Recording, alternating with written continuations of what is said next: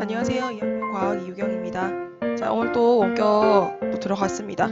네, 이번 주는 월화 이렇게 이틀밖에 안 되고 그 뒤에 또 즐거운 추석이 기다리고 있기 때문에 조금 더 신나게 힘을 내서 수업을 들을 수 있을 것이라고 기대를 해보겠습니다. 자, 오늘부터는 여러분들 그 수업을 듣고 나서 프린트물 빈칸 채우기랑 문제 풀기 그것을 과제로 내겠습니다. 과제를 주지 않으니까 자율적으로 하는 친구는 정말 거의 없었습니다. 여러분들의 밝은 미래를 위해서 열심히 좀 할 수 있게끔 제가 과제로 이걸 제출을 하도록 하겠습니다. 그래서 어떻게 하면 되냐면 이거를 빈칸을 채우시고 문제를 풀고 사진을 찍어서 EBS 온라인 클래스 과제 제출방 과학에다가 학번 이름 쓰고 올려주시면 되겠습니다. 이게 이제 벌점 받고 끝나는 게 아니고 이거를 할 때까지 계속해서 벌점을 주겠습니다. 검사를 계속 할 겁니다. 그래서 반복적으로 이제 벌점 계속 부여되다 보면은 여러분들 이거는 나의 지시 불이행이 되겠죠? 벌점 10점 부여될 수 있습니다.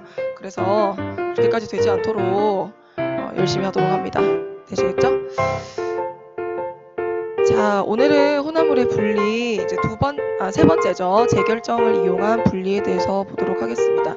224쪽에서 225쪽, 프린트는 21쪽에서 22쪽 보시면 되겠습니다. 자, 지금 여기 옆에 하트 모양으로 알갱이들이 모여 있습니다. 여러분들을 사랑하는 나의 마음을 담아서 준비했습니다. 이게 뭘까요? 이게 뭔지 맞추는 사람이 거의 없을 거라고, 아예 한 명도 없을 것 같은데 뭘까? 모르겠죠? 이렇게 하면 알 수 있을까요? 이렇게 하면 라고 하는 친구가 있었을 것 같은데 이거는 여러분들 포도 주스 말고 100% 포도즙이 있어요. 뭔지 알죠? 이거 막 끓여가지고 팍 녹여가지고 만든 포도즙, 100% 포도즙.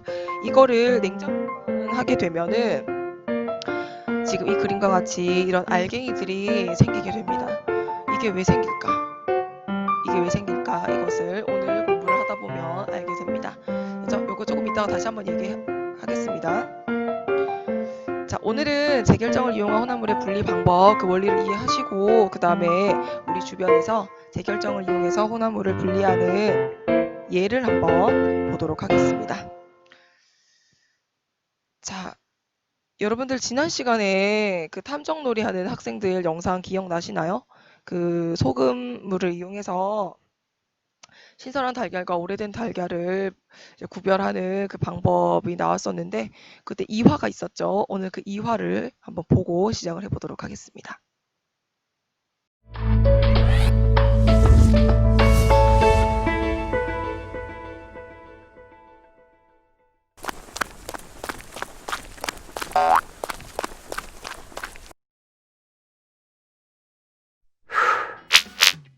제2화 가루 혼합물을 분리하라.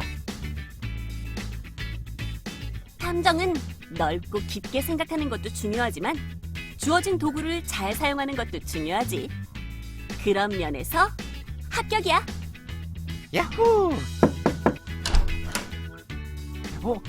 의뢰인! 어서 와. 여기는 무슨 문제든 해결해주는 교내 탐정사무소야. 안녕. 곤란한 일이 있어서 찾아왔는데. 무슨 일이 있었던 거야? 쉬는 시간에 운동장에서 축구를 하고 있었어. 그런데 열려있던 과학실 창문으로 축구공이 들어가 버린 거야. 서둘러 과학실에 들어가 봤더니 다행히 사람은 없었는데 질산칼륨병이 넘어지면서 내용물이 다 쏟아져 버렸어. 일단 다 모아서 가지고 왔지만 당장 내일 실험할 준비물인데 이렇게 되어버려서 큰일이야. 어떻게 하지? 불순물이 섞인 질산칼륨에서 순수한 질산칼륨만 분리해낼 방법 없을까? 글쎄, 어떨까? 방법이 있지. 정말? 자, 시작해볼까? 아? 이거면 해결이 된다고? 뜨거운 물에 불순물이 섞인 질산칼륨을 넣고 모두 녹여. 그러면 그러면 결과는 내일 아침에. 정말 내일 아침에는 되는 거지?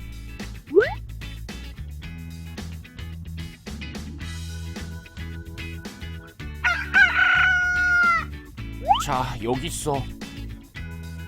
우와, 고마워. 어떻게 한 거야? 재결정을 이용한 거야. 재결정? 질산칼륨의 용해도는 온도가 높을수록 커지거든.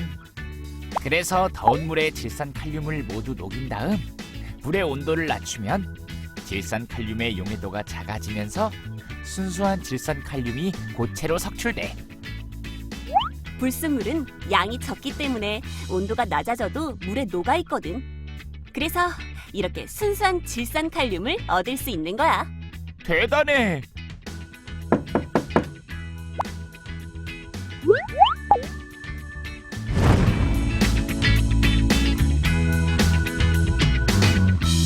들어오세요.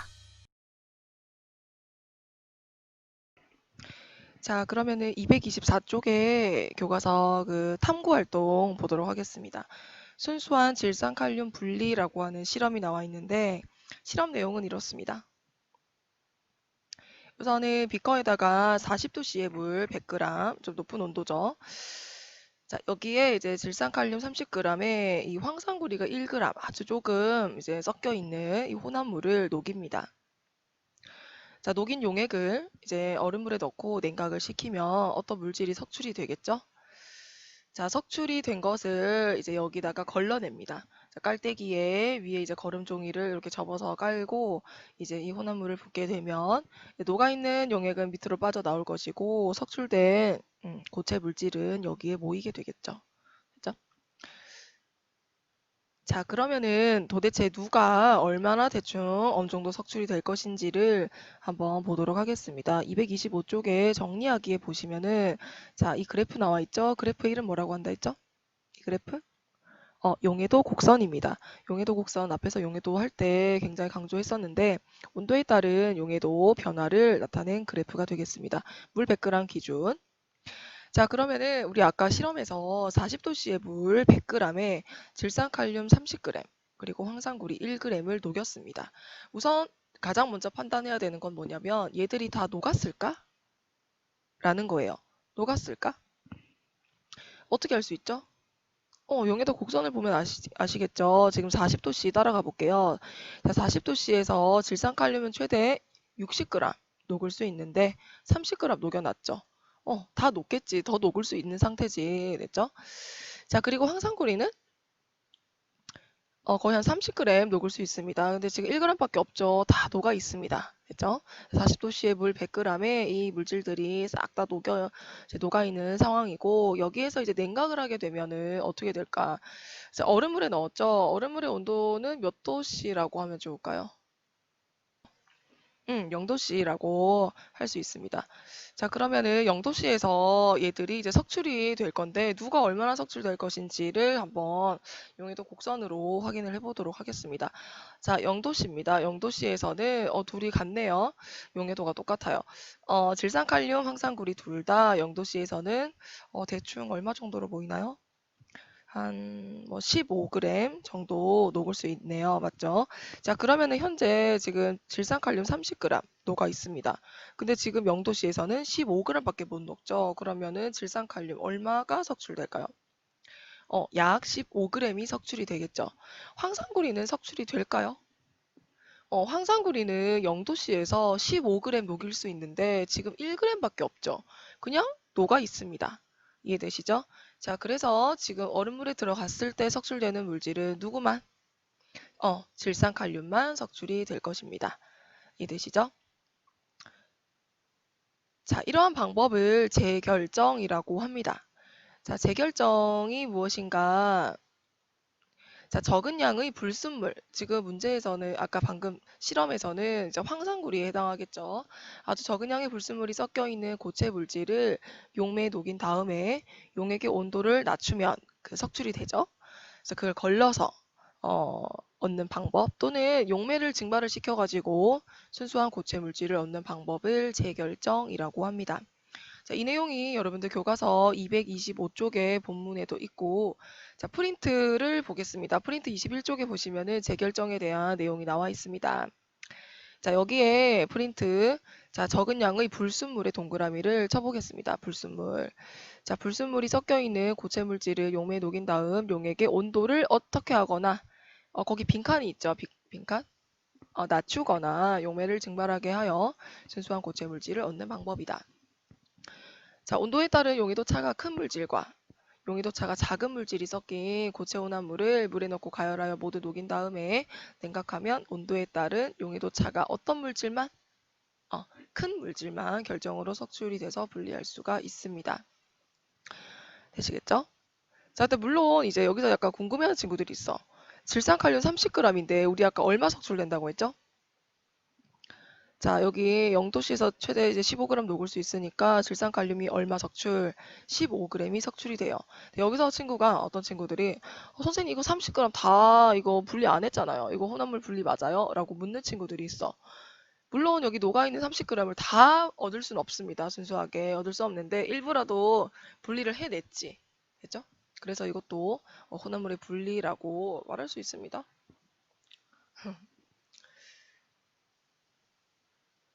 자, 그러면은 이제 제가 문제를 하나 준비했습니다. 물론 여러분들 프린트에는 없는 문제인데 이 문제를 보시면서 어떤 식으로 이제 문제가 출제가 될지 한번 보도록 할게요. 자, 지금 용해도 곡선은 염화나트륨과 붕산입니다. 염화나트륨은 우리가 용해도에서도 한 번씩 그 언급을 했는데 얘는 온도에 따른 용해도 차가 좀 작은 편이죠. 이 용해도 곡선의 기울기가 매우 완만합니다. 하지만 붕산의 경우에는 기울기가 급한 편이죠. 그래서 온도에 따른 용해도 차이가 큰 편이에요. 자, 그러면 문제가 이런 식으로 나올 수 있습니다. 염화나트륨과 붕산이 각각 20g씩 섞여 있는 혼합물을 물 80도씨, 100g에 모두 녹인 다음에 20도씨까지 냉각하였다. 자, 그러면 우선은 가장 처음 이제 보셔야 될 것은 지금 80도씨 물 100g에 염화나트륨, 붕산이 20g 다 녹을까? 이걸 먼저 보셔야 돼요. 여기 보시면은 자 80도씨 여기죠 여기. 자 그럼 쭉 올라가시면은 염화나트륨은 최대 뭐 한 30, 뭐 한 7g 녹을 수 있죠. 그럼 20g 다 녹겠죠. 그 다음에 붕산도 마찬가지 80도씨에서 대충 20g보다는 더 녹죠. 그래서 지금 다 녹아있는 상황입니다. 여기에서 이제 20도씨까지 냉각을 시키게 되면은 석출되는 물질이 있습니다. 그죠? 자, 그럼 문제를 하나하나 보면서 한번 풀어보도록 할게요. 1번. 재결정 방법이다. 맞아요? 맞지. 용해도 차이에 의해서 우리가 이제 요거를 냉각을 시키면 석출되는 물질을 분리하죠. 요거를 재결정 방법 맞습니다. 2번. 붕산 5g이 석출된다. 이제 이거는 여기를 곡선에서 판단해야 될 것 같은데, 자, 붕산 20g이 녹아 있었는데, 20도씨까지 냉각을 시키면 최대 얼마 녹을 수 있죠? 5g이 녹을 수 있어. 지금 20g이 녹아 있는데, 20도씨에서는 5g만 녹아. 그럼 얼마가 석출되겠어요? 15g이 석출이 되겠죠? 2번 문제 틀렸지. 이런 식으로 문제를 푸는 겁니다. 이해되시죠? 자, 염화나트륨은 석출되지 않는다? 어떻게 될까요? 자, 지금 염화나트륨이 20g 녹아 있는데 온도 20도씨까지 냉각시키면 최대 35.9g 녹을 수 있어. 더 녹일 수 있죠. 맞죠? 20g 다 녹아 있습니다. 석출이 되지 않아. 그렇죠? 이렇게 염화나트륨 같이 이렇게 기울기가 완만한 경우에는 냉각을 했을 때 석출량은 매우 적다고 얘기했었습니다. 염나는 석출이 안 돼. 그럼 따라서 붕산만 분리를 해낼 수가 있겠죠. 재결정 방법입니다. 4번. 온도에 따른 용해도 차를 이용했습니다. 맞죠? 이런 식으로 문제가 나올 수 있습니다. 그러니까 이거는 사실은 앞에서 했던 용해도 내용을 확실하게 이해를 했던 친구라면 뭐 크게 새로운 내용은 아니죠. 그죠? 자, 그러면은 이 재결정을 이용해서 혼합물을 분리하는 예들을 보겠습니다. 첫 번째. 자, 천일염과 꽃소금입니다. 여러분들 이제 마트에 가가지고 소금을 사본 적이 있을지 모르겠는데 소금의 종류가 정말 많아요. 정말 많은데 그 중에서 이제 좀 비슷한 거를 제가 두 개를 준비했습니다. 천일염과 꽃소금이에요. 나도 예전에는 이 두 개의 차이를 잘 몰랐습니다. 왜냐면은 꽃소금에 보시면은 여기 보여? 노란색? 100% 천일염 돼 있죠. 그래서 그냥 이것도 천일염이겠지 하면서 근데 왜 이름이 다르지? 그러고 넘어갔었어요. 근데 두 개의 차이가 있습니다. 어떤 차이가 있냐면은 우선 천일염은 어떻게 얻어낼까요?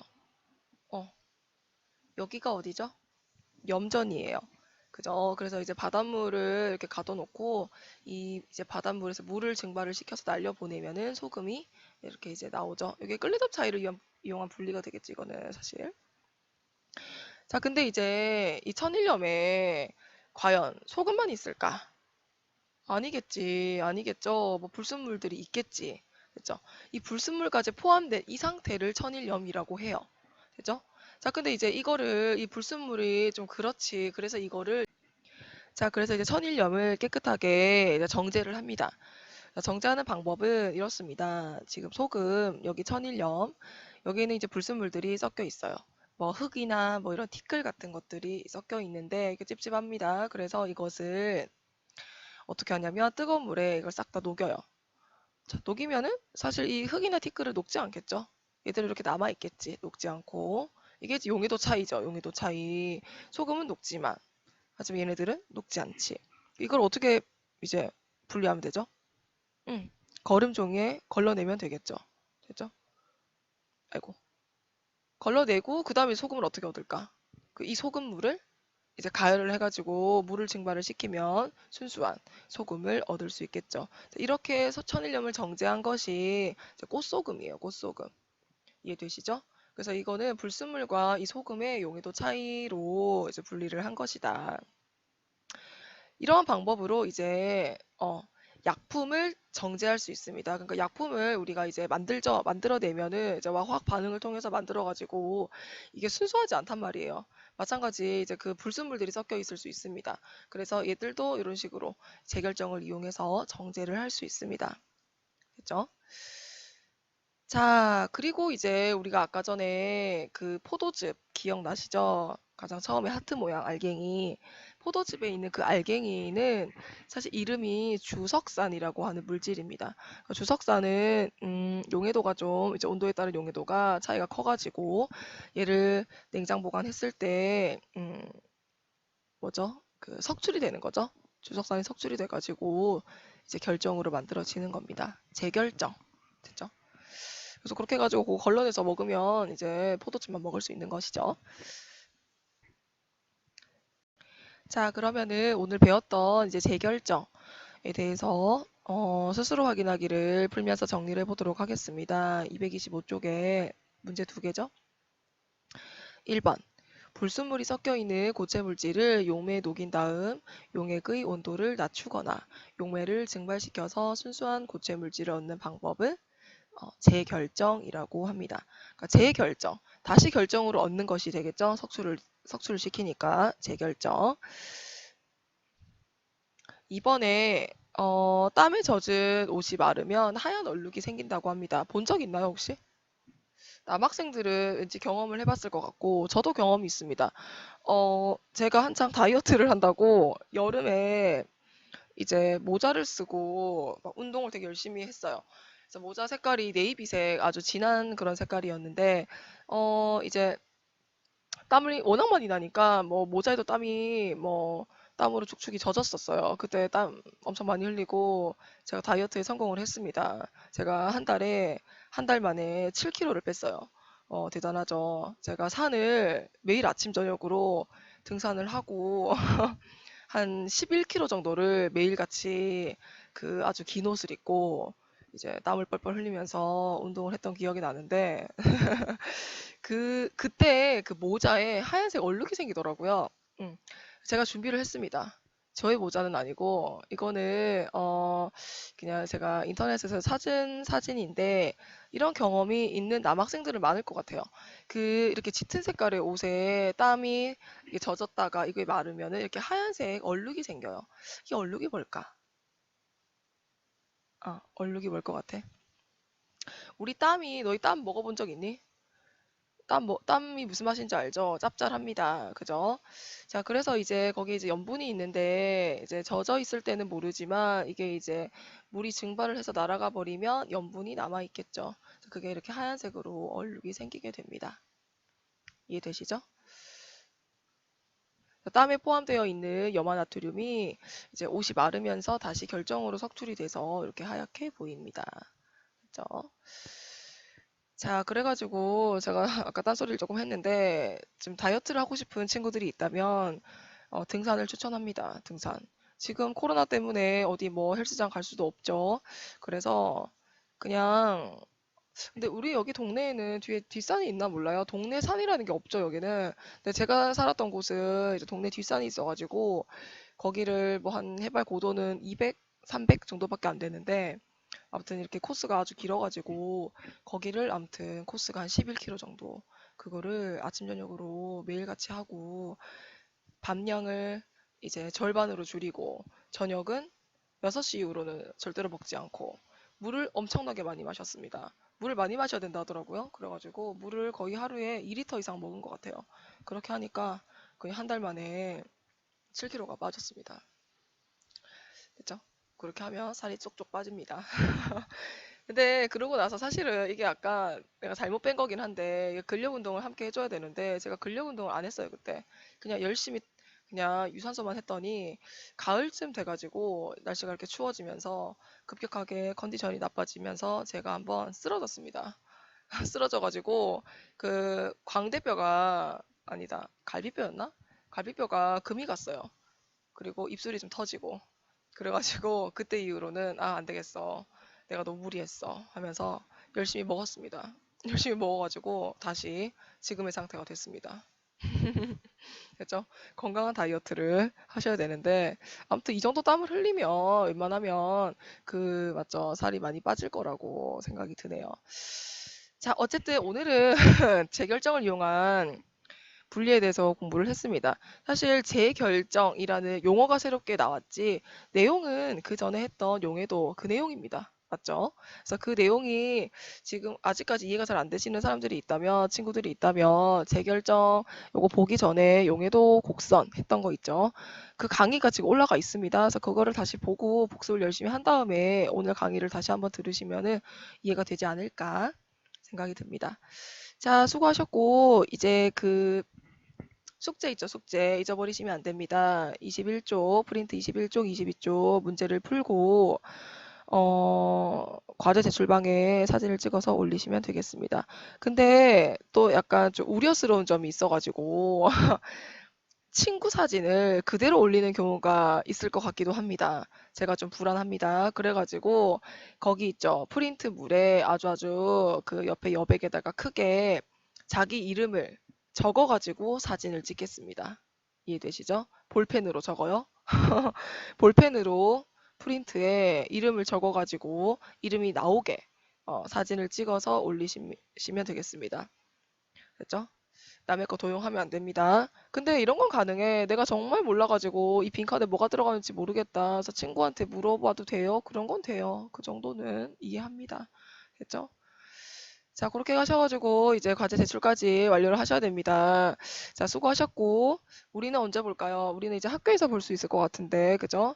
추석 잘 보내시고 즐거운 한가위 자, 되시길 바라겠습니다. 수고하셨습니다.